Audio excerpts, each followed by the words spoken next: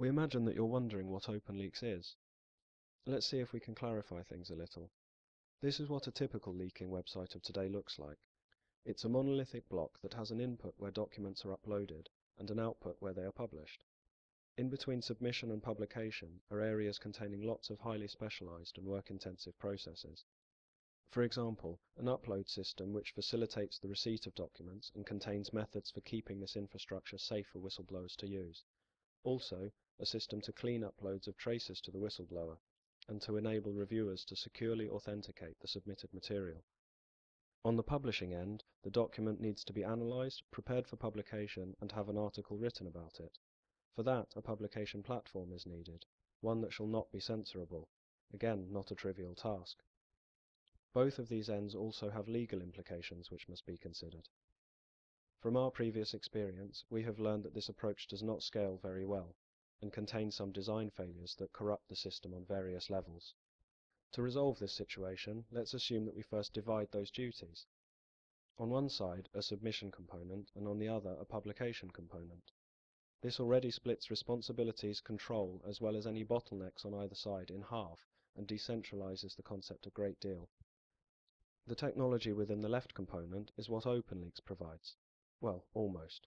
The data flow on both sides present bottlenecks. If the load gets too high, the mechanisms on either end consume too many resources, and the system becomes inefficient. What sense does this approach make when there is plenty of capability already out there to sustain this type of work? We are only short of channels among which to distribute the load properly. So, consider adding more inputs and outputs to the scenario. Say we give some investigative newspapers, community media sites, NGOs, labor unions, and human rights groups access to this technology so they can run their own instance of a digital Dropbox for their sources. Whistleblowers, informants, and sources who trust those organizations, who want to empower and encourage them to become active, give them a document.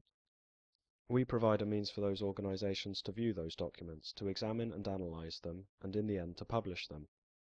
And if they don't publish it themselves, somebody else still can. The technology to run this will be available on an independently tested architecture and software. The knowledge behind it will be made available in a convenient database, where anyone may refer to it. We are also aiming for transparency with respect to our organization, roles and responsibilities, as well as transparency in our finances.